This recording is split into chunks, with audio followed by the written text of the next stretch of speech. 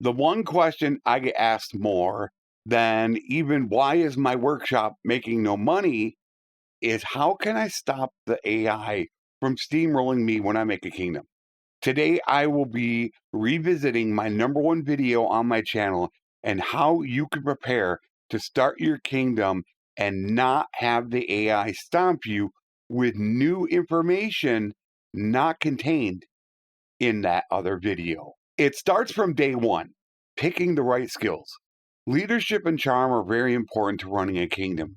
Getting free influence and the ability to convince clans to join you makes it easier with charm.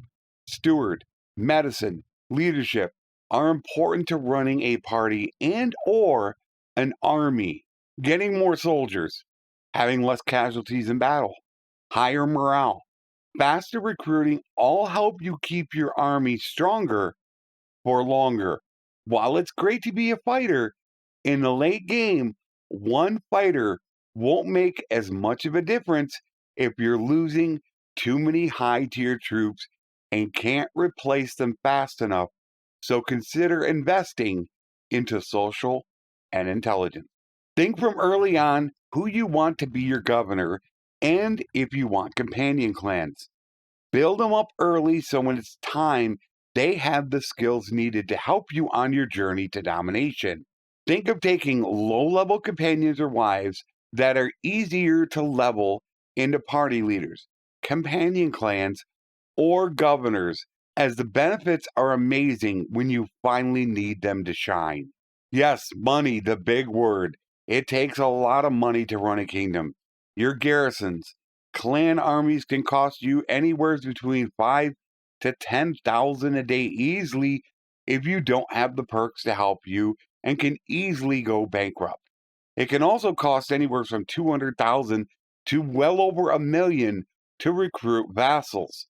And if you're just starting your kingdom with a couple 100,000, it can be tough trying to stay afloat. So try to make sure that you have at least 1,000,000, 2,000,000, or maybe a little bit more before you start your kingdom. The difference a well-trained army can make in a battle is massive when going up against a bigger force.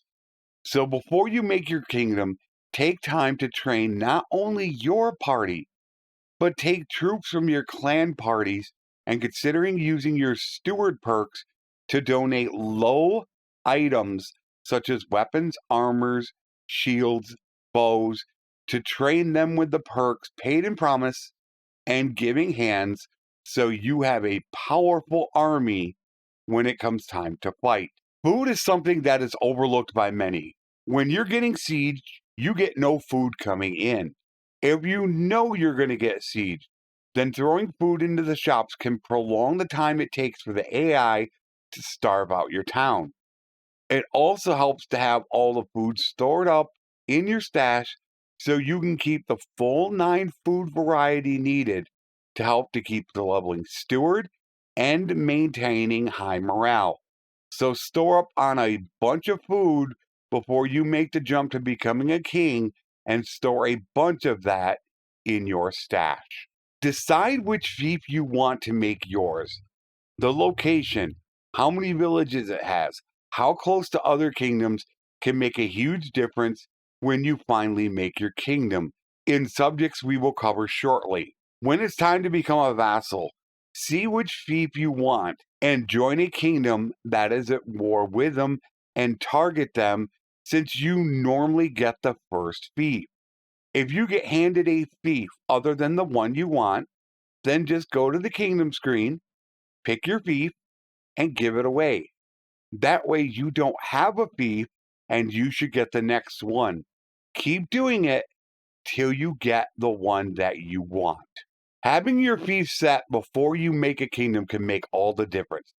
From having the best town projects done, a decent garrison of troops to defend it, a governor for skill, and some people sleep frequently on having a well built up militia.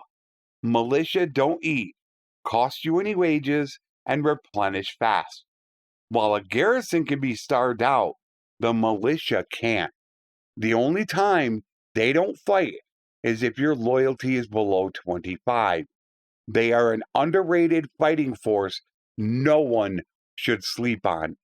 Get your fief well built and protected before you make the leap into becoming a ruler. When you first jump to being a ruler, the first thing you do after forming your clan army is get your policies enacted. I have a video that shows my top 10 policies that I take, so I am very powerful. You get ones such as increased loyalty, increased party size, more militia. Get policies enacted quickly, which is vital to help being your kingdom run successfully. So check out my video if you want to see which policies are important to help you on your journey.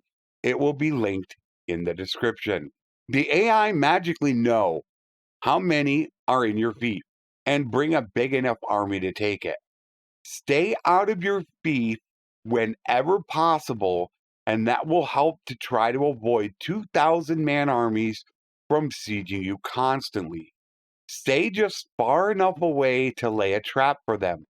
When the AI comes to siege, that is your time to lay your trap. They will start their siege and most likely with a smaller army than yours.